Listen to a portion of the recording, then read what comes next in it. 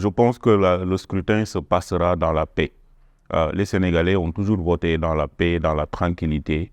Les Sénégalais prendront la bonne décision. Ils vont sortir voter dans le calme, dans la paix, dans la sérénité. Et le lendemain, nous allons retourner au travail. Alors, vous l'avez dit, il y a eu beaucoup de candidats recalés, mais il y a quand même une vingtaine de candidats à cette présidentielle. C'est un record. Qu'est-ce que vous comptez livrer comme message pour convaincre les électeurs et vous différencier de ces autres candidats? C'est un programme que nous avons appelé Nit ak Natangué en Wolof. Ça veut dire quoi? Ça veut dire c'est l'humain et la prospérité. Parce que nous nous sommes rendus compte que dans notre pays, tout ce qui est fait sans prendre en compte les besoins de l'homme. C'est un programme qui repose sur 4 piliers principaux. Le premier, comme je l'ai dit, c'est le développement du capital humain. Parler de l'éducation, parler de la santé, parler du cadre de vie, parler de l'environnement et toutes ces questions-là. Parler de l'autonomisation des femmes, mais surtout des jeunes. Le deuxième pilier, c'est tout ce qui touche à la transformation structurelle de notre économie.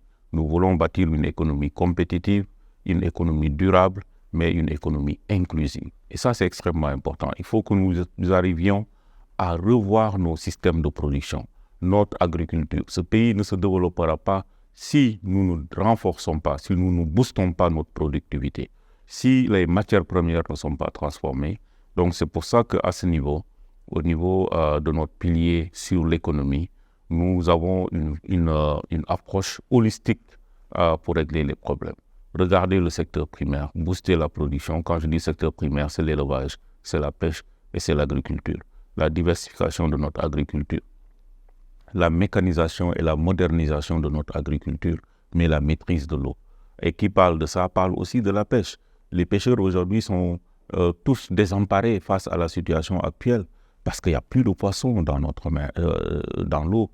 Donc, avec tout ce qui se passe, contrat de pêche, licence de pêche, une pêche qui n'est pas durable, tout ça, je pense que nous devons le reprendre, mais aussi travailler à mettre en place des chaînes de valeur, des unités de transformation des produits halieutiques. Le problème majeur que nous avons au Sénégal, c'est cette non-séparation des pouvoirs, que chaque pouvoir puisse faire son travail, mais de manière indépendante. Que la justice fasse son travail, que le législatif fasse son travail, que l'exécutif fasse son travail sans pour autant s'immiscer dans la manière dont les autres travaillent. Donc, pour moi, c'est vraiment instaurer cet état de droit dont on a besoin, respecter les droits humains. Ce pays n'a jamais été autant divisé. La société sénégalaise est déchirée à tout point de vue.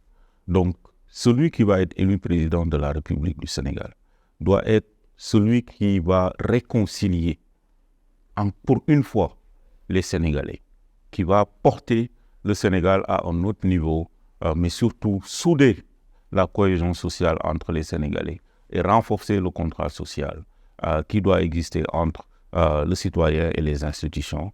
Et je pense que ça, c'est quand même le plus important. Et mon ambition, moi, élu président de la République, je ferai tout pour sortir ces Sénégalais-là de la pauvreté, parce que c'est ça l'ambition ultime d'une nation.